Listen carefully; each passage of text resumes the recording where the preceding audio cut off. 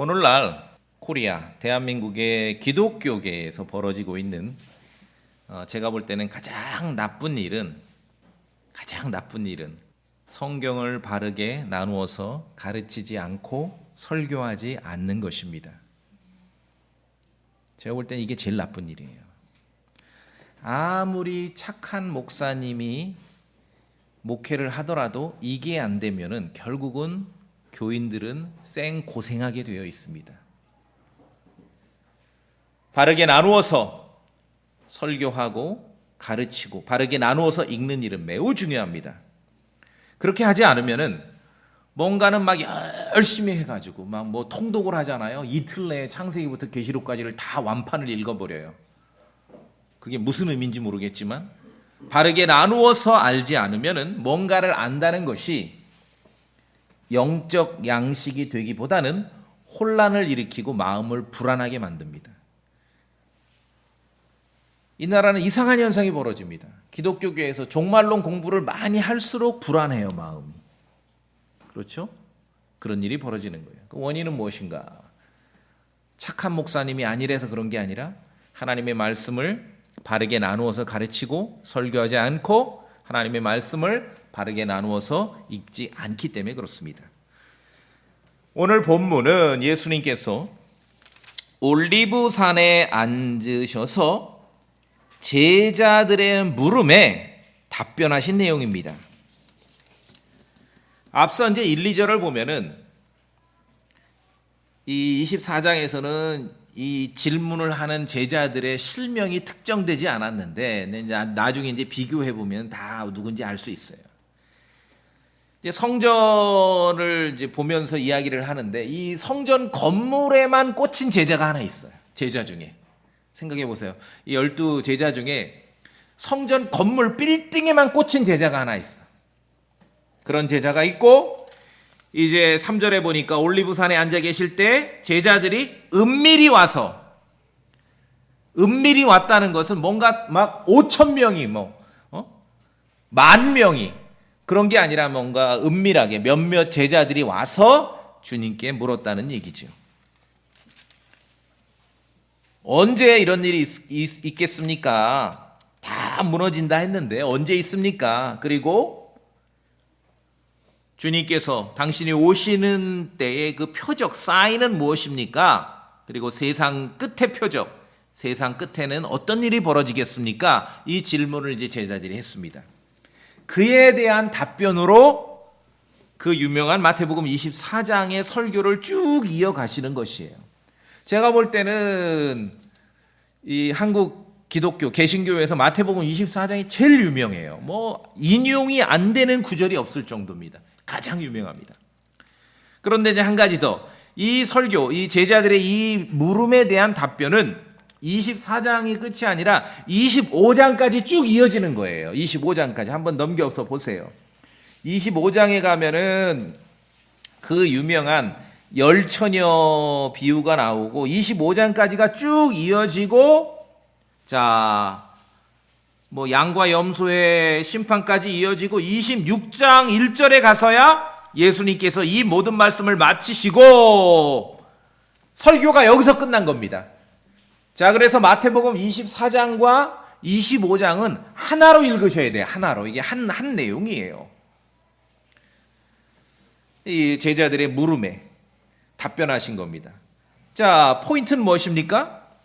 당신이 오실 때 사실은 제자들하고 지금 같이 있잖아요. 눈앞에 계시지 않습니까? 그런데 먼 미래에 당신이 다시 오실 때 그 표적이 뭡니까? 어떤 일이 있습니까? 사인이 뭡니까? 그리고 세상 끝에 이 세상이 끝난다고 했는데 시작이 있고 끝이 있지 않습니까? 이 세상이 끝날 때에는 또 어떤 표적이 있습니까? 제자들은 이것을 물은 것입니다. 그에 대한 답변이지요. 그에 대한 답변.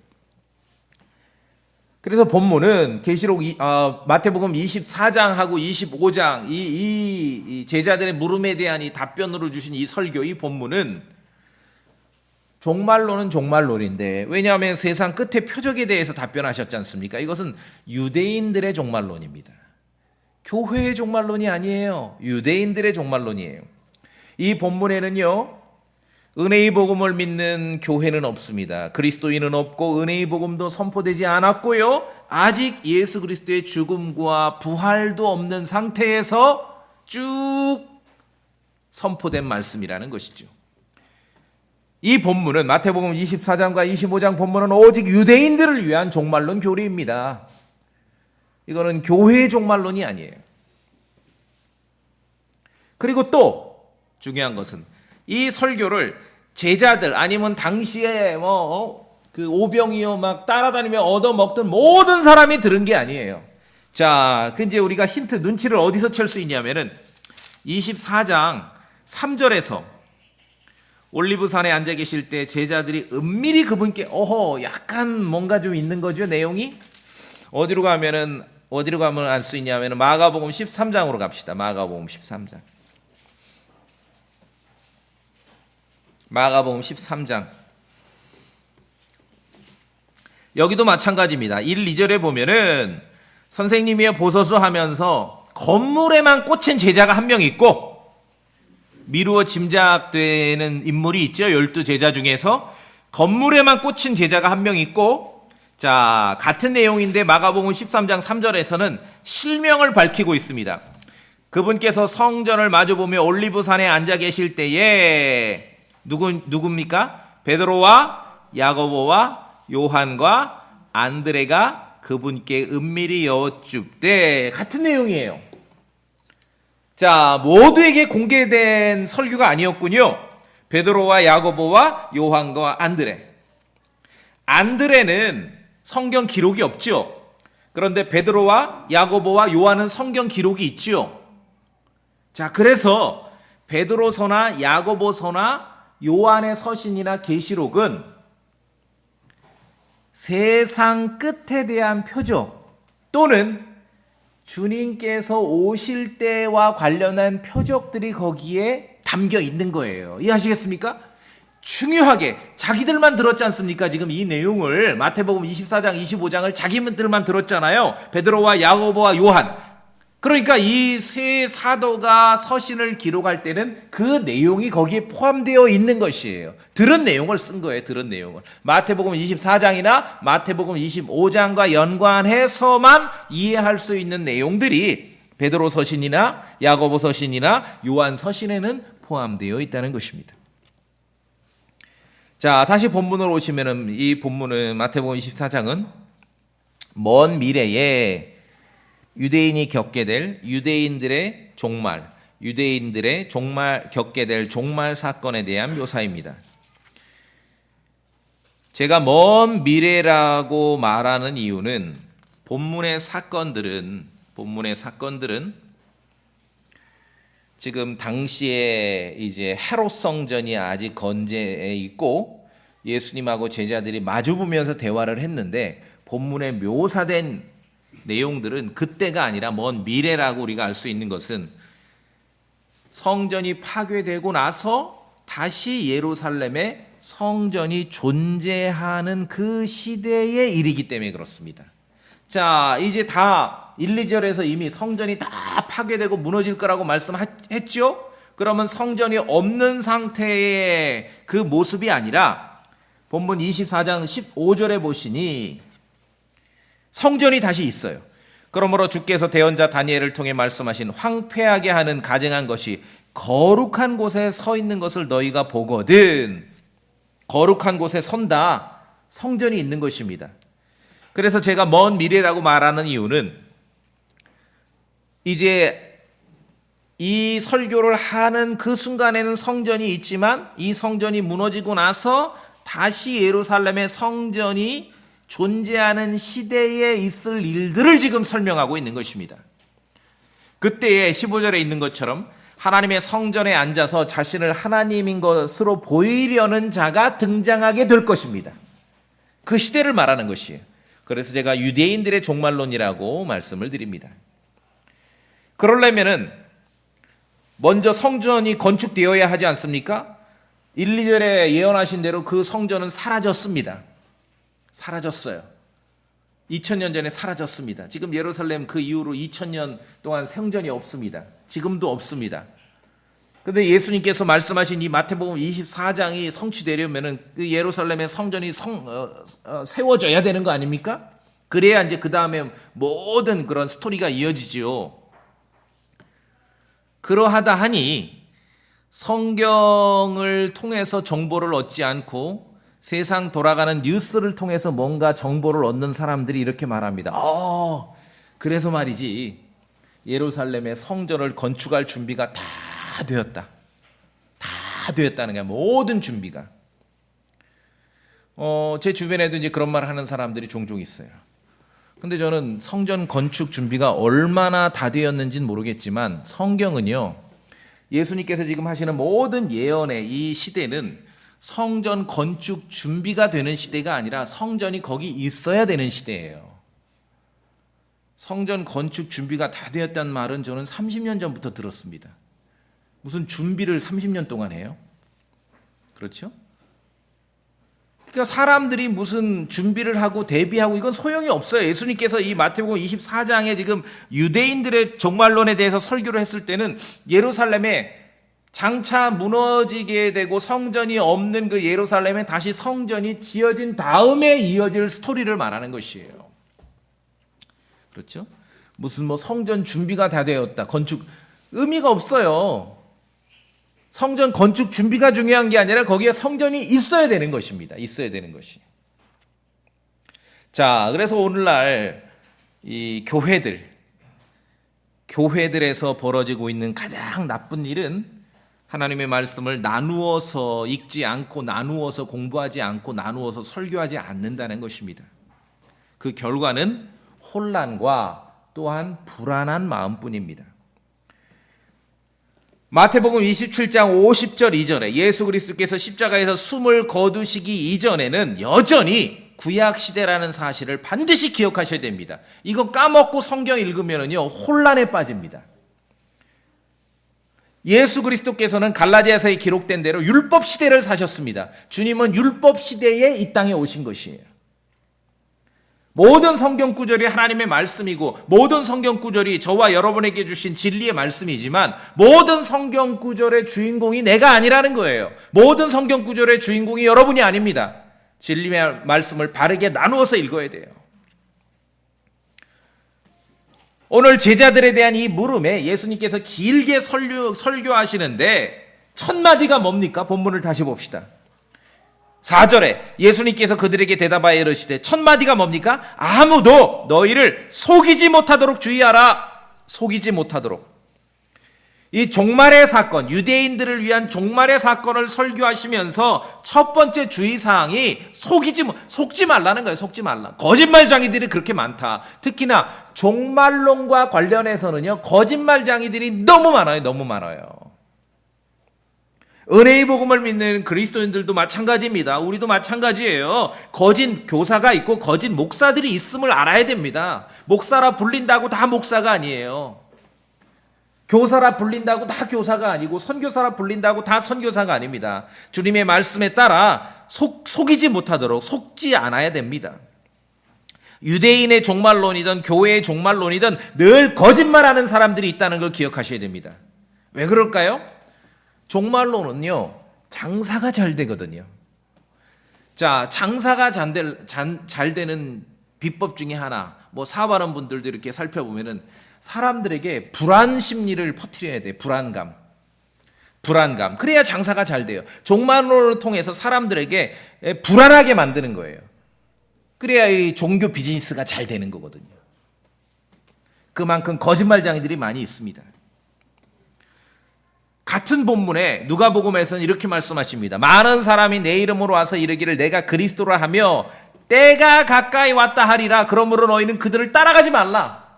희한하죠?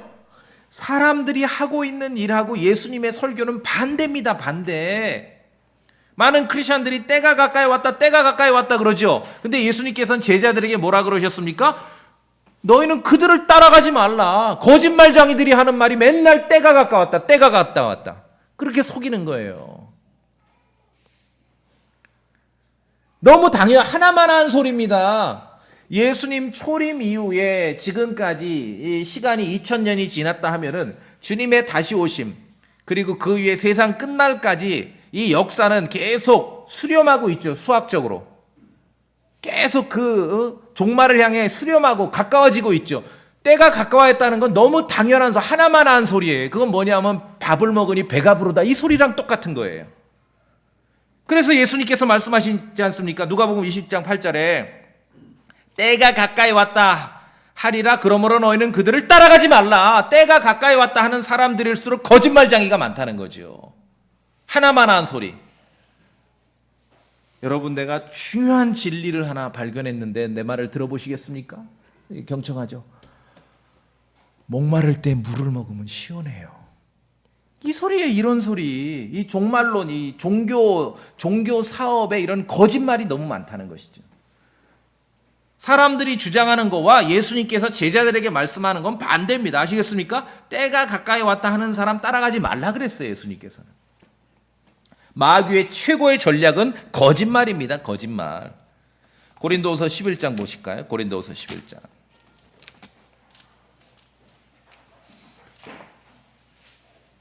고린도후서 11장.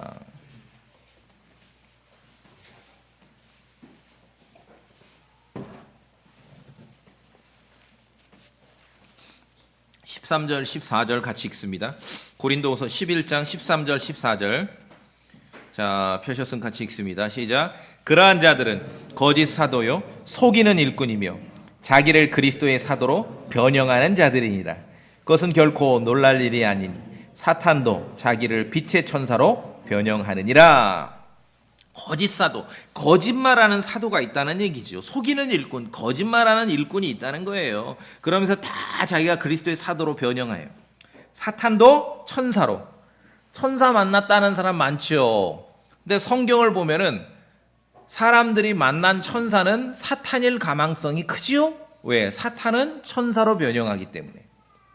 마귀의 최고의 전략은 거짓말입니다. 특히나 종말론에 있어서. 그래서 우리가 마태복음 24장 25장에 있는 유대인의 종말론과 우리 그리스도인의 종말론을 잘 구분하고 나눌 수 있어야 됩니다.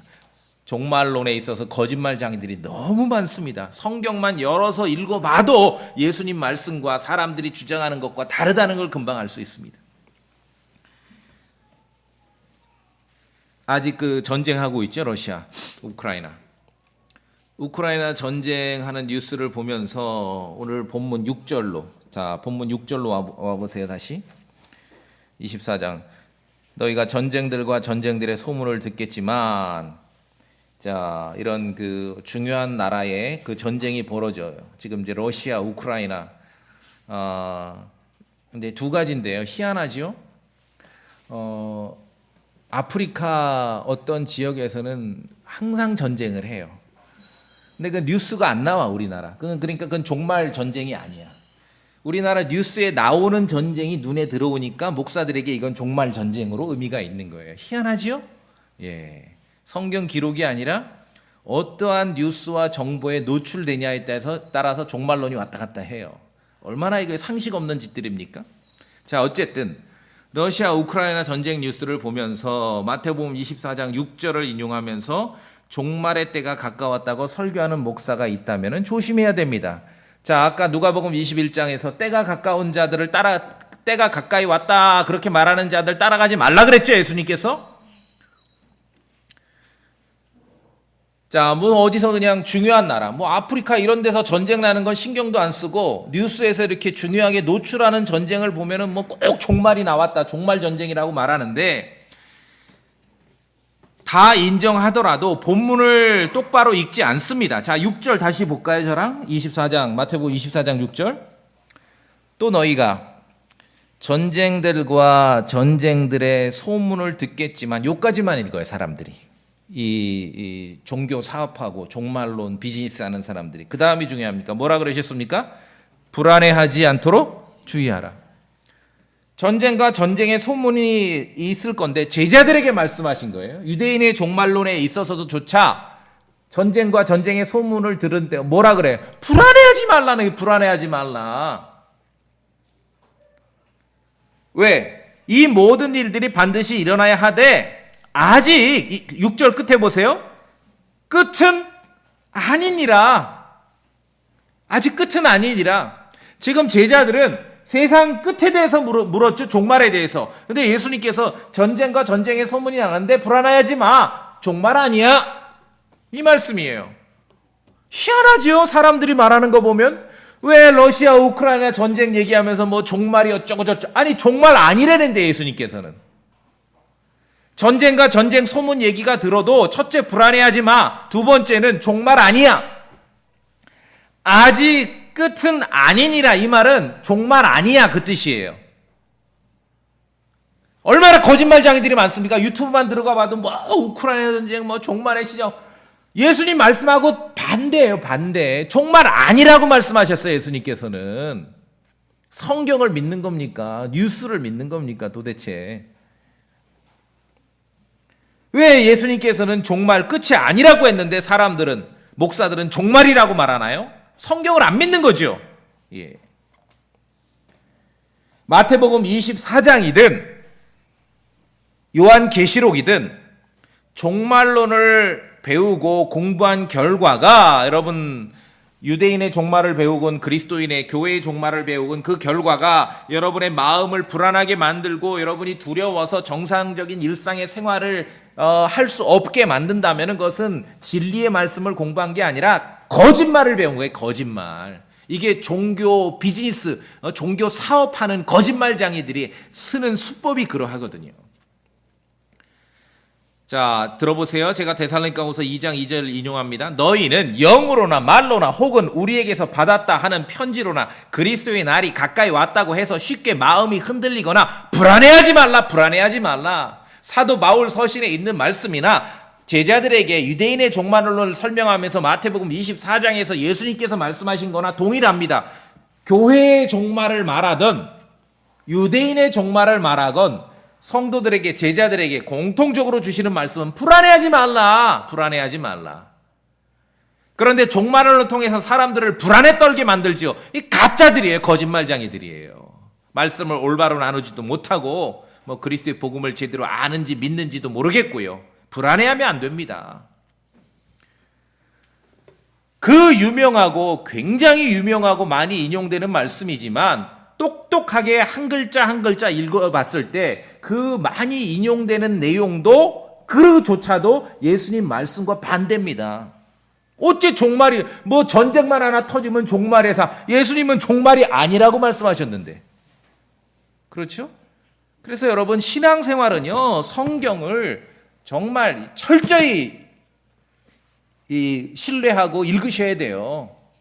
제가 말씀드렸죠? 적게 읽더라도요 똑똑하게 읽으세요. 정독을 하셔야 됩니다. 토시 하나도 놓치지 마시고요. 그래야 우리가 우리 신앙을 지켜낼 수 있는 것입니다. 얼마나 많습니까? 이 종교 사기꾼들, 이 종말론 비즈니스 하는 자들이 너무너무 많은 거예요. 성경 기록이 아니고서는 이런 것들을 우리가 제대로 분별해낼 수 없습니다. 자, 또 봅시다. 6절에 전쟁 얘기하셨고 전쟁 그런 소문 나도 그 종말 아니니까 불안해하지 마 그러셨죠? 너무 다르죠.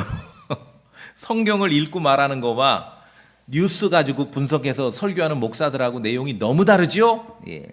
그 다음에 이제 뭐 민족 뭐 왕국 이건 전쟁에 속하는 거고 7절 끝에 곳곳에 기근과 역병과 지진이 있을 터인데 8절에 이 모든 것은 고통의 시작이니라. 끝이 아니라 종말이 아니라 그냥 시작이라 그랬어요. 왜 자꾸 종말이라 그런가요? 예수님께서는 종말이 아니라고 말씀하셨는데 전쟁이 있고 곳곳에 기근과 역병과 지진이 있을 거라고 말씀하셨습니다. 자, 마찬가지입니다. 전쟁이고 기근이 있고 역병, 전염병이 있습니다. 지진이 있습니다. 이런 것들을 세상 돌아가는 뉴스에서 접하게 되면 결론 불안에 떨게 됩니다. 코로나 바이러스 가지고 이 역병이 어쩐다 설교했던 목사들 다 회개해야 돼요. 회개 안 하는 사람 대부분 거짓말장이들입니다. 왜 성경을 가르쳐야지 뉴스를 가지고 사람들을 불안에 떨게 만듭니까? 뭐가 됐든 진리의 말씀을 공부했는데 성도들 마음에 불안과 두려움을 준다면 그건 진리의 말씀이 아닙니다. 종말론 비즈니스죠. 자, 전쟁이든 기근이든 역병이든 이런 지진이든 이런 것들은 예수님 다시 오시는 재림에 대한 미래에 대한 표적 아닙니다. 다 뭐 그렇다 하죠. 어디서 뭐 칠레에서 지진만 크게 나도 뭐 주님 오시고 정말 너무너무 답답해요. 제 심정 아시겠습니까? 이건 미래에 대한 표적 아니고 징조도 아니고 이적이 아닙니다. 종말이 아니에요. 예수님 뭐라 그래요? 종말 아니야? 이건 시작이야, 시작. 시작이라는 단어와 끝이라는 단어도 구분 못합니까? 그렇죠? 끝은 종말이고 시작은 시작이에요. 시작하면 언젠가 끝나겠지만 얼마만큼 진행될지는 아무도 모르는 것입니다. 전쟁이고 기근이고 유대인의 종말론에 있어서도 전쟁이고 기근이고 역병이고 지진이고 이런 것들은요, 재림의 징조도 아니고 이적도 아니고 표적도 아니고 그럼 무엇인가? 성경을 꾸준히 읽은 사람은 이해할 수 있어요. 이런 것들은 이스라엘 자손들이 하나님의 말씀을 저버리고 범죄한 결과로 이스라엘 자손들에게 하나님께서 재앙을 내리고 심판을 내리실 때 보내는 것들이에요. 그것이 전쟁이고 기근이고 역병입니다. 성경이 그러합니다. 하나님의 말씀에 불순종한 이스라엘 자손들을 상대하실 때 하나님께서 어떻게 처리하시는가? 첫째, 전쟁을 보내셔요. 그리고 기근을 보내세요. 그리고 역병, 전염병을 보내세요. 거기다가 보너스로 지진도 날 수가 있고 어떤 막 들짐승들을 보내시기도 합니다. 성경이 그러합니다. 성경이 그러하다고요. 무슨 뭐 남태평양 어느 나라에 아니면 일본에 큰 지진이 와 다음 주에 대한민국 목사 3분의 1은 뭐 종말의 사건. 예수님은 그 종말 아니라고 말씀하셨는데. 자, 구약 성경 예레미야서 27장 보시겠습니다. 예레미야서 27장.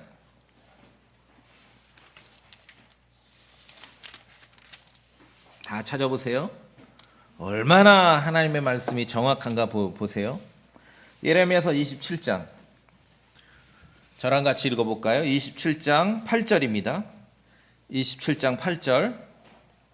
시작. 주가 말하노라. 바로 그 바벨론 왕 곧 느부갓네살을 섬기려 하지 아니하는 민족과 왕국 즉 자기 목을 바벨론 왕의 멍에 아래 두려워하지 아니하는 그 민족을 내가 칼과 기근과 역병으로 벌하되 마침내 내가 그의 손으로 그들을 소멸시킬 때까지 벌하리라. 자, 구약 시대 남유다 예루살렘이 바벨론에 의해서 멸망하기 전에 예레미야를 통해서 유다 왕국의 사람들에게 왕에게 하나님의 말씀을 전했는데 그때 예레미야를 통해서 전파된 말씀이 뭐냐 하면은 저항하지 말고 거부하지 말고 바벨론 왕 느부갓네살을 섬겨라 이것이에요. 왜냐하면 구약에 보면 느부갓네살을 주님께서 내 종이라고 표현하고 있거든요. 그때는 역사가 그 역사였습니다. 자, 그런데 바벨론 왕 느부갓네살을 섬기지 않아. 이거는 주님의 말씀에 역행하는 거죠. 독립운동을 하는 거예요. 말하자면 그 시절에. 자, 그러면은 하나님의 말씀을 예레미야를 통한 하나님의 말씀을 거부하면 어떻게 하시는가? 칼과 전쟁이죠. 기근과 역병으로 멸하리라. 자, 칼과 전쟁과 기근과 굶주림, 농사가 안 돼요. 역병, 전염병은요. 하나님의 말씀을 저버리고 주님의 뜻을 율법을 거부하는 구약시대 이스라엘 자손을 다루시는 하나님의 방법입니다. 성경을 쭉 읽고 반복해서 읽다 보면은 그 하나님의 역사를 알게 되는 거거든요. 근데 앞뒤 문맥 없이 그냥 마태복음 24장에서 뭐 전쟁이 있고 기근이 있고 역병이 있고 그런다 하니까 와 이게 무슨 뭐 종말의 사건이고 표적이고 너무 답답하죠? 성경을 안 읽는다는 얘기예요. 자, 예레미야서 29장 한 장 넘기셔서 17절.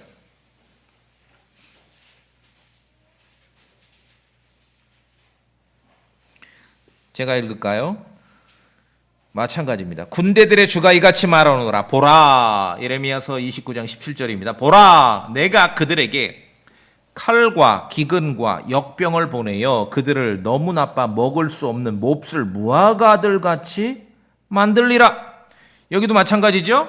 칼과 기근과 역병. 칼 전쟁이죠. 기근 굶주림, 역병 전염병입니다. 그래서 구약 성경을 쭉 읽어보면은 하나님의 말씀에 불순종하는 이스라엘 자손을 상대하시는 하나님의 방법, 이스라엘을 향하는 재앙 3종 세트, 전쟁과 기근과 역병입니다. 한두 번이 아니에요. 통독을 그렇게들 많이 한다는데 왜 이게 눈에 안 들어오나? 얼마나 반복해서 나오는데요, 성경에서. 칼과 기근과 역병. 한두 번이 아니라니까요. 세트로 움직입니다. 세트로. 그리고 여기도 보면은 몹쓸 무화과들 같이 만들리라. 뭐 이제 마태복음 24장 좀 이따 나오겠지만 무화과 나무 비유가 나오면 뭐 어쩌고 저쩌고 유대인이 어쩌고 저쩌고 성경을 똑똑하게 안 읽어서 그렇습니다. 구약에서 딱 한 번 이스라엘을 무화과 열매에 비유를 합니다. 무화과 나무가 아니라 무화과에 비유한다고요. 마태복음 24장에서 말씀하시는 거는 무화과 나무고요. 여러분 차 몰고 다니다가 저쪽에 어디 남쪽으로 가면은 길거리에 이렇게 무화과 팔죠. 그러면 10,000원 주고 무화과 나무를 사오세요? 무화과를 사오세요? 대답해 보시라고. 무화과 나무를 사오세요? 무화과를 사오세요? 다르지요? 똑똑하게 읽어야 돼요, 성경을. 무화과에다가 비유하신 적은 한 번 있어요, 이스라엘을. 무화과 나무가 아니에요. 자, 한 장 더 봅니다. 에스겔서 14장. 에스겔서 14장.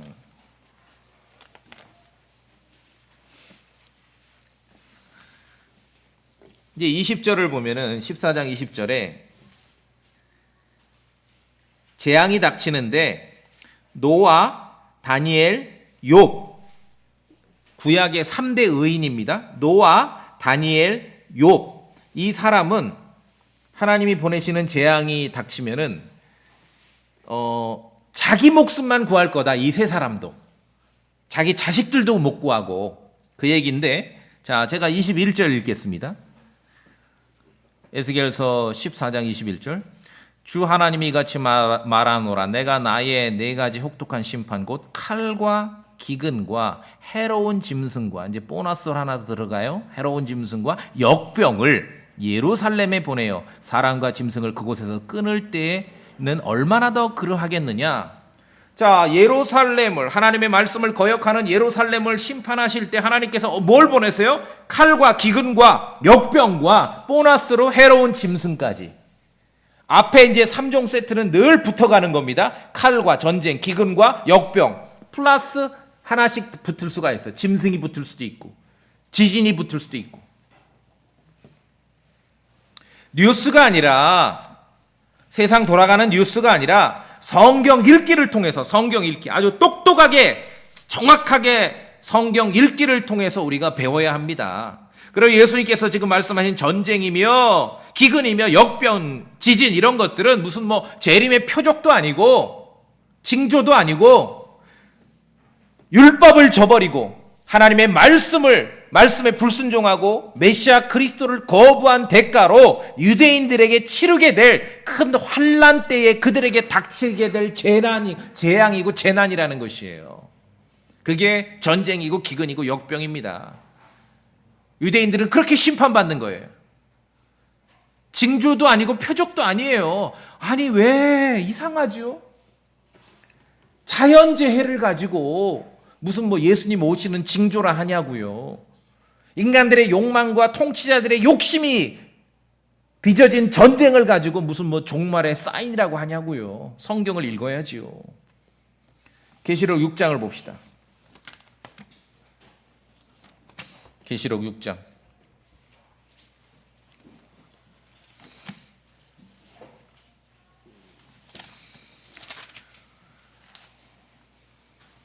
자, 계시록 유대인의 종말론입니다. 마태복음 24장과 마찬가지로 우리가 이제 구약부터 확인했으면은 여러분이 제가 이제 계시록 6장 8절을 읽으면은 이게 딱 달라붙는 거예요. 아하!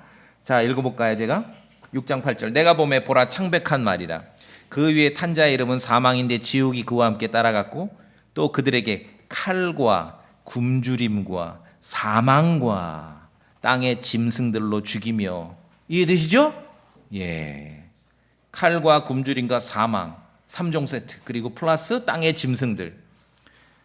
하나님의 말씀을 저버리는 예루살렘을 심판하실 때 하나님께서 보내시는 재난이고 재앙이라는 것이죠. 이제 다시 마태복음 24장 본문으로 오면은 성경 기록을 통해 우리가 배워야 합니다. 세상 돌아가는 뉴스가 아니라, 그렇죠? 이건 뭐 이런 것은 징조도 아니고 표적도 아니고 사인도 아니고 심판입니다. 하나님의 심판이에요. 통치자들의 욕심과 인간의 욕심과 또는 언제든 벌어질 수 있는 자연재해를 가지고 무슨 뭐 종말이다, 때가 가까웠다. 예수님 누가복음 21장 뭐라 그러셨어요? 그렇게 말한 때가 가까웠다 하는 자들 따라가지 말라 그랬죠. 그런 말로 성도들을 겁박하지 말아야 됩니다. 교회의 종말론이든 유대인의 종말론이든 종말론을 배운 다음에 두려움이 임한다면 그것은 진짜 진리를 배운 게 아닙니다. 그건 가짜 진리죠. 오늘 마태복음 24장 본문 모든 사건은 다 이제 그 당시에 있었던 성전이 다 무너지고 나서, 지금도 성전은 없습니다. 다시 예루살렘의 성전이 지어지고 난 이후에 벌어지게 될 유대인들에게 해당되는 종말론이라는 것입니다. 예루살렘의 성전이 들어서 있는 시대를 묘사한 겁니다. 아까 말씀드린 대로 지금 성전 지어질 준비가, 그 소리는 30년 전부터 들었어요. 성전 지어질 준비가 중요한 게 아니라 성전이 거기 있어야 된다고요. 있어야 된다고요. 자, 다시 본문으로 오면은 모든 말씀이 유대인들을 위한 종말론입니다. 자, 13절. 마태복음 24장 13절. 여러분 펜이 있으면은 13절 앞에다 별표 해내세요. 별표. 그러나 끝까지 견디는 자 바로 그 자는 구원을 받으리라. 성경 지식을 망치는 사람들의 공통점은 뭔지 아십니까? 하나만 알고 우기는 겁니다. 성경에서 구원이라는 단어만 보면은 전부 영혼 구원, 지옥에 안 가는 영혼 구원으로 이야기를 하고 이해를 해요. 그렇게 말하는 사람 있으면 여러분 시간을 내주지 말고 경청하지 마세요. 여러분의 인생을 낭비시키는 사람입니다. 올바로 나누어야 되죠. 자, 끝까지 견디는 자 바로 그 자는 구원을 받으리라. 편견을 없애세요. 제거하세요. 구원이라는 단어를 보면은 지옥에 안 가고 영혼 구원이다. 그러한 편견을 없애세요. 구원이라는 말은요, 안전하게 만든다는 거예요. 안전. 누구를 무엇으로부터 안전하게 만드는지는 그런 본문이 해결해요. 문맥이 해결하는 겁니다. 그래서 성경을 똑똑하게 읽어야 된다는 말씀입니다. 이해하시겠습니까? 자, 먼저 본문을 보기 전에 몇 군데를 봅시다. 마태복음 14장, 부지런히 따라오세요. 14장 30절.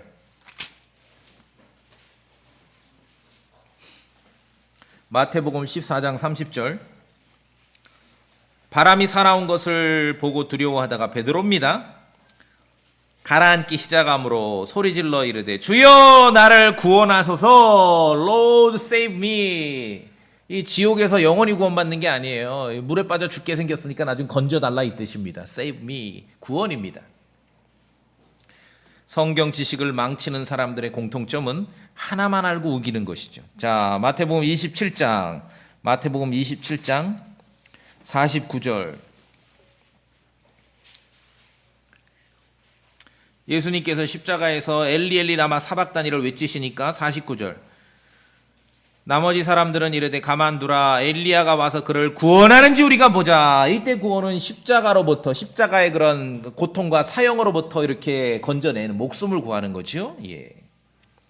성경 지식을 망치는 사람들의 공통점은 하나만 알고 우깁니다.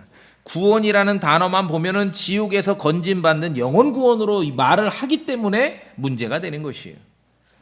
자, 또 봅니다. 디모데전서 2장 15절입니다. 디모데전서 2장 15절. 여긴 같이 읽어봐야 돼요. 디모데전서 2장 15절 같이 읽습니다. 시작. 그럼에도 불구하고 그들이 맑은 정신으로 믿음과 사랑과 거룩함 안에 거하면 그녀가 수태와 해산을 거칠 때 구원을 받으리라. 아하, 이게 이제 많은 분들이 질문을 하고 어떤 책에도 보면 난해구절이라고 구분이 되는데, 자, 성도님들, 난해구절 아닙니다. 왜 그럼 난해구절로 그렇게 인식이 되는가? 본문이 어려운 구절이 아니라 내가 어려워요. 사람들이 어려워. 뭐냐 하면은 구원이라는 단어를 보면은 지옥에서 영원히 구원받는 그 구원이라고 편견을 가지고 있기 때문에 난해구절이 되는 거예요. 말씀드렸죠? 그 지우세요. 하나만 알고 우기기 때문에 성경 지식을 망가뜨립니다. 구원이라는 건 어떤 거라 그랬습니까? 안전하게 만드는 거라 그랬죠? 누구를 무엇으로부터 안전하게 만드는지는 본문이 해결합니다. 본문을 읽어보면은 아담이 있고 여자가 이브가 있는데 부부지간에 이렇게 임신 과정을 통해서, 그렇죠? 믿음 안에 거하고 맑은 정신이 있고 하면은 여성들이 특히 이제 이것을 현대 의학 과학에서 뭐라고 묘사하는지 있지요? 근데 성경에서도 여성이 임신 중에 참 매사가 이렇게 좀 불안하고 뭔가 약화된 그런 상태라고 여기는 거예요. 그래서 부부지간에 남편과 맑은 정신과 믿음 안에 있으면은 애 놓으면은 해결된다 이 뜻이에요. 애 키우고 하면서. 난해구절이 아니라 하나만 알고 우기려고 하기 때문에 어려운 것처럼 보이는 것입니다. 한 구절만 더 보죠. 한 장 넘기시면 디모데전서 4장 16절. 자, 여기도 봅시다. 디모데전서 4장 16절. 여기도 같이 읽읍시다. 디모데전서 4장 16절 시작. 너 자신과 교리의 주의를 기울이고 그것들 안에 거하라. 이것을 행함으로써 내가 너 자신과 내 말을 듣는 자들을 구원하리라. 난해구절 아니에요. 난해구절이 아니고 사람이 난해해. 왜? 뭐 하나 알면은 다 그건 줄 아는 거예요. 구원이란 말만 보면은 지옥에서 영혼 구원이라고 생각하기 때문에 어렵게 되는 거예요. 그렇지 않습니다. 구원이라는 것은 안전하게 되는 것인데 누가 무엇으로부터 안전하게 되는지는 본문이 해결하는 거지요. 여러 가지 속임수로부터 우리가 안전하게 될 수도 있고, 그렇죠? 오늘 예수님 말씀하신 종말론 사기꾼들로부터 안전하게 될 수도 있는 것이고, 어떤 사역에 있어서의 여러 가지 유혹으로부터 안전하게 될 수도 있는 것이고, 교리의 주의를 기울이라고 디모데에게 말씀하고 있지요. 유대인의 종말론이든 교회의 종말론이든 교리의 주의를 기울일 때 속임수로부터 안전하게 될 수 있는 것이에요. 교리가 없으면은 아무리 착한 목사님이 목회를 하더라도 결국은 다 속게 됩니다. 결국은 종말론을 배우면 다 불안에 떨게 만들고 두려워하게 만들고 정상적인 삶을 살아갈 수 없게 만드는 것이에요. 성경 지식을 망치고 믿음을 망치는 사람들은 공통점 하나만 알고 우기는 사람들이에요. 뭐 하나만 보면은 전부 그거라고 생각하는 거예요. 그래서 안 된다는 것입니다. 자, 다시 본문으로 오셔서 끝까지 견디는 자 바로 그 자는 구원을 받으리라. 자, 그럼 일단은 구원. 구원은 안전하게 되는 것인데 누가 무엇으로부터 어디로부터 안전하게 되는지는 조금 더 살펴봐야 되겠구나. 그렇게 해서 읽으셔야죠, 본문을. 끝까지 견디어서 구원받는 자는 누군지, 어떤 구원인지, 이 끝은 도대체 어떤 끝인지를 알아야 됩니다. 자, 쭉 읽어보면은 답이 나와요. 마태복음 24장 22절에 있습니다. 그 날들이 단축되지 아니하면, 그 날들이라는 건 21절에 큰 환난 기간을 말하죠. 어떤 특정한 기간을 말합니다. 유대인들이 고난을 겪게 되는 기간을 말합니다. 그 날들이 단축되지 아니하면 어떤 육체도 구원받지 못할 것이나. 자, 무슨 지옥으로부터 영혼 구원이 아니죠. 육체가 구원받는 거예요. 왜 그렇습니까? 전쟁과 기근과 역병으로부터 구원받아야 될 거 아닙니까? 여러분 사실은 마스크 잘 끼고 주사 맞고 하니까 2년 이상 지속된 코로나로부터 구원받으셨잖아요. 이 성경적 표현이에요. 22절에 그 날들이 단축되지 아니하면 어떤 육체도 구원받지 못할 것이나, 너무 코로나가 단축된 거예요. 원래 3년 6개월 가야 되는데 2년 만에 끝난 거죠. 그러니까 많은 사람들이 구원받은 거예요. 코로나로부터. 그 얘기죠. 유사한 얘기입니다. 육체의 구원을 말합니다. 영혼의 구원이 아니라. 왜? 이 큰 환난 기간이라는 건 하나님의 말씀에 불순종하는 유대인들을 위한 종말론인데, 그때 전쟁과 기근과 역병과 사나운 짐승들로 그들을 처벌하는, 심판하시는 그러한 기간이기 때문에 그렇습니다. 자, 계속 읽어보면은 선택받은 자들을 위해 그날들이 단축되리라. 그래서 여기에서 끝까지 견디는 자, 이 끝은 인생의 끝이 아니라 큰 환난 기간의 끝을 말합니다. 여기서 구원은 영혼의 구원이 아니라 육체의 구원을 말합니다. 말씀드렸듯이 모든 혼란은 말씀을 바르게 나누어 읽지 않기 때문에 생겨나는 것이고, 또한 하나만 알고 우기기 때문에, 문맥을 무시하고 전체적으로 읽지 않기 때문에. 너무 빨리 읽지 마세요. 성경 정말 단어 하나하나 놓치지 말고 정확하게 읽으셔야 됩니다. 그래야 우리가 교리의 진리에 굳건하게 설 수 있고, 수많은 거짓말장애들, 종교 사업을 하고 종말로 비즈니스를 하고 있는 수많은 거짓말장애들로부터 우리 자신을 지켜낼 수 있는 것입니다.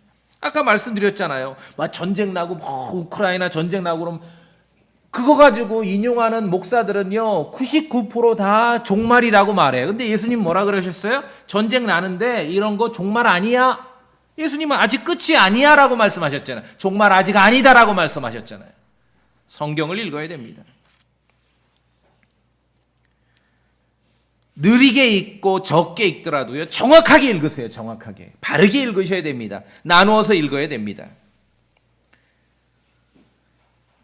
그러다가 뭐 좀 깨달았다라고 그럼 다음 주에 누구 좀 앉혀놓고 막 가르치고 그렇게 하지 마세요. 그렇게 하지 마. 교회는 그런 데 아니에요. 성경 교사가 있고 목사가 있습니다. 교회는 모이면 그냥 대화하세요. 이걸 전문 용어로 교제한다 그러죠. 대화의 기본은요 경청하는 자세입니다. 누구 좋아하는 줄 아세요? 사람들은 자기 얘기 잘 들어주는 사람 좋아해요. 그게 교제예요. 아시겠습니까? 자, 마태복음 24장 25장은 유대인을 겨냥한 종말론입니다. 이 구절들을 가지고 그리스도인을 불안하게 만들거나 두려워 떨게 만드는 목사들은 성경 연구를 게을리하는 목사들이에요. 아까 뭐라고 예수님 말씀하셨어요? 때가 가까이 이르렀다. 그들 따라가지 말라 그랬죠? 예수님께서 누가복음 21장에. 이때는 그리스도의 복음, 은혜의 복음이 아니라 왕국 복음 14절에 왕국의 복음이 선포됩니다. 왕국의 복음 24장 14절에 왕국의 복음입니다. 은혜의 복음을 확실하게 알고 믿어야 왕국 복음이 뭔지를 구분할 수 있게 되는 겁니다. 14절 이 구절 가지고 열심히 전도하고 해외 선교 열심히 해야 주님 오신다라고 그렇게 주장하는 소리 많이 있죠. 완전 엉터리입니다. 완전 엉터리. 왕국의 복음입니다. 왕국의 복음은 하늘의 하나님께서 이 땅에 세우시는 영원한 왕국의 건국이 임박했다는 그 내용이거든요. 그게 왕국의 복음이에요. 은혜의 복음이 아니죠. 말씀을 올바로 구분해서 읽고 공부해야 됩니다. 성경은 하나님의 말씀이에요. 성경은 다 모든 기록이 다 나에게 주신 여러분에게 주신 하나님의 말씀이고 진리의 말씀입니다. 그러나 기억하십시오. 성경의 모든 구절의 주인공이 여러분은 아니에요. 다 진리의 말씀이지만 모든 구절의 주인공이 내가 아니라는 것이죠. 그래서 바르게 나누어서 읽고 공부하고 설교해야 됩니다. 오늘 본문의 주인공은 오늘 마태복음 24장의 이 본문의 모든 사건의 주인공은 우리 그리스도인이 아니라 내가 아니라 유대인들입니다. 유대인들. 자, 유대인들 확인해 봅시다.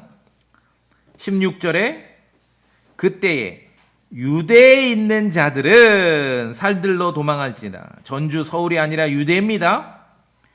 20절에 너희의 도피하는 일이 겨울이나 안식일에 일어나지 않도록 너희는 기도하라. 안식일이죠. 유대인입니다.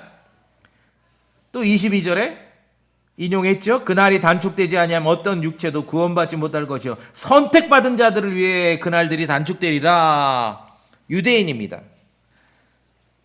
자, 선택받은 자들이 나오면은 성경을 읽어서 아는 게 아니라 극단적 칼빈주의 신학을 배운 사람들은 뭐 선택 이런 말만 나오면, 말씀드렸잖아요. 성경 지식을 망가뜨리는 자들의 공통점은 하나 알고 우긴다고. 선택 이런 말만 나오면 또 와 무슨 뭐 선택받은 사람이라 이런 말 하는데 완전히 엉터리죠. 선택받은 사람들 역시 유대인입니다. 자, 로마서 11장. 로마서 11장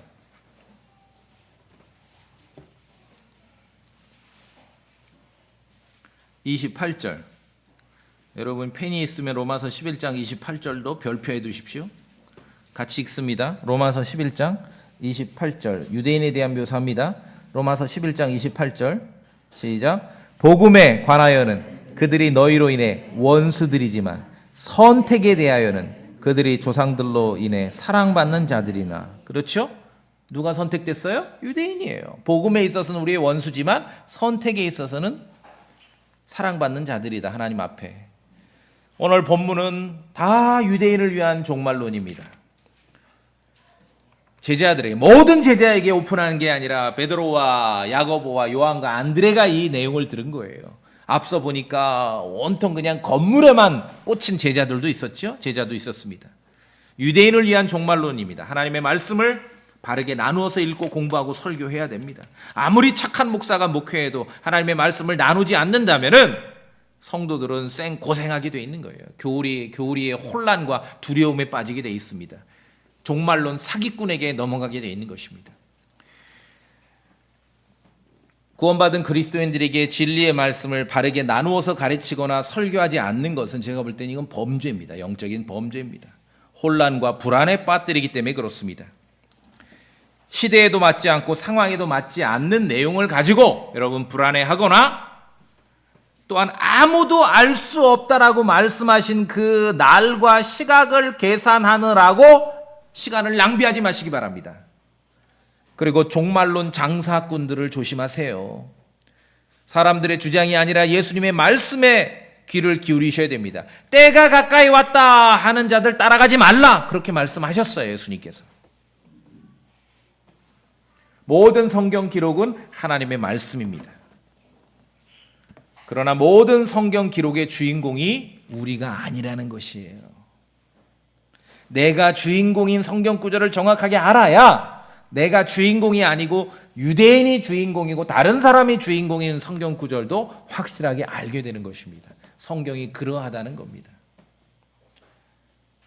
이 시대에 한국 기독교계 교회에서 벌어지는 가장 제가 볼 때 나쁜 일은 하나님의 말씀을 나누지 않고 설교하고 가르친다는 것이에요.